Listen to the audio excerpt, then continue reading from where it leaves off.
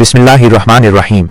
आज हम एक ऐसी हकीकत सुनने जा रहे हैं जो दिल को रोशन कर देती है और सोच को बदलकर रख देती है। इसलिए वीडियो को लाइक करना, शेयर करना और चैनल को सब्सक्राइब करना मत भूलिए। चलिए वीडियो शुरू करते हैं।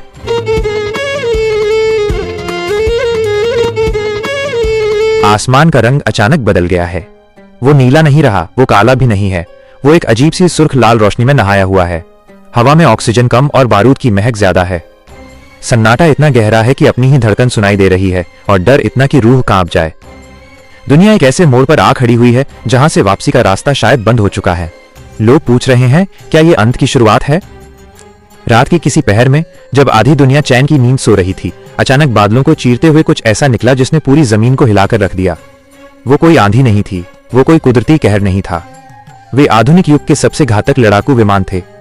धमाकों की गूंज इतनी तेज थी कि खिड़कियों के कांच हजारों टुकड़ों में बिखर गए।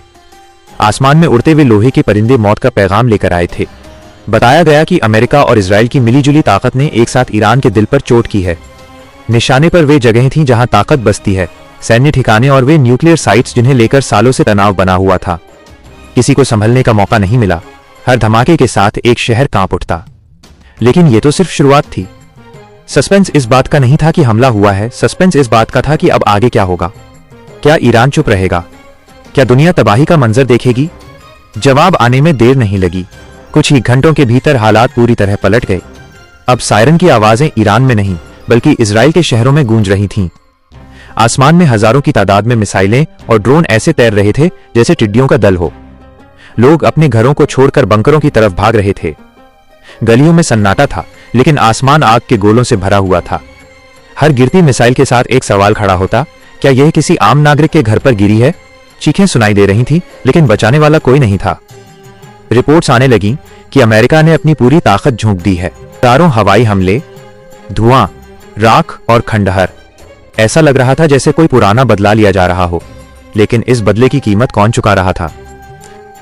पूरी दुनिया की सांसें थमी। ईरान के तेवर अब और भी सख्त हो चुके थे।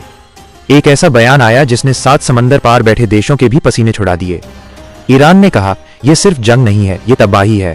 जो हमारे खिलाफ खड़ा होगा वो मिटा दिया जाएगा। और फिर उसने वो पत्ता फेंका जिसने वैश्विक अर्थव्यवस्था की नींव हिला दी। स्ट्रेट ऑफ हॉर्मुज, दुनिया का वो रास्ता जहां से पूरी दुनिया का तेल गुजरता है, उसे बंद करने की धमकी दी गई। देखते ही देखते तेल की कीमतें आसमान छूने लगीं। जो देश इस जंग से मीलों दूर थे, उनकी जेबें और चूल्हे भी इस आग की तपिश महसूस करने लगे। अब ये 3 देशों का मामला नहीं रहा, ये हर उस इंसान का मामला बन गया जिसे कल की रोटी की चिंता थी। सड़कों पर पहरे बढ़ा दिए गए। एक नया खौफनाक कानून लागू हुआ। अगर कोई भी दुश्मन की मदद करता पाया गया तो उसकी सजा सिर्फ मौत होगी। शहरों में एक अजीब सा डर फैल गया। लोग अपने मोबाइल फोन निकालने से भी डरने लगे। उन्हें लग रहा था कि शायद कोई उन्हें देख रहा है। कोई वीडियो बनाना, कोई तस्वीर लेना या किसी से बात करना भी मौत को दावत देने जैसा था।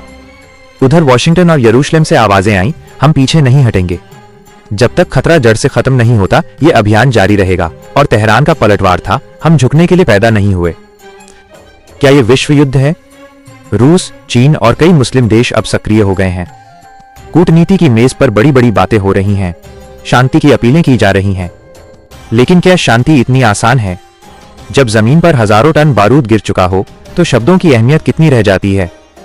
हर गुजरते मिनट के साथ यह डर बढ़ रहा है कि कहीं कोई और देश इस आग में न कूद पड़े। अगर ऐसा हुआ तो यह नक्शा पूरी तरह बदल जाएगा। सबसे बड़ा सवाल, इन सबके बीच सबसे बड़ा नुकसान किसका हो रहा है? उस सियासतदान का नहीं जो सुरक्षित ऑफिस में बैठा है, उस जनरल का नहीं जो मैप पर निशान लगा रहा है। सबसे ज्यादा नुकसान हो रहा है उस आम इंसान का। वो इंसान जो न तो अमेरिकी है, न इजरायली और न ही ईरानी। पसंद आने पर लाइक और शेयर जरूर करें। और भी मजेदार कहानियों के लिए हमसे जुड़ने के लिए चैनल को सब्सक्राइब करना न भूलें।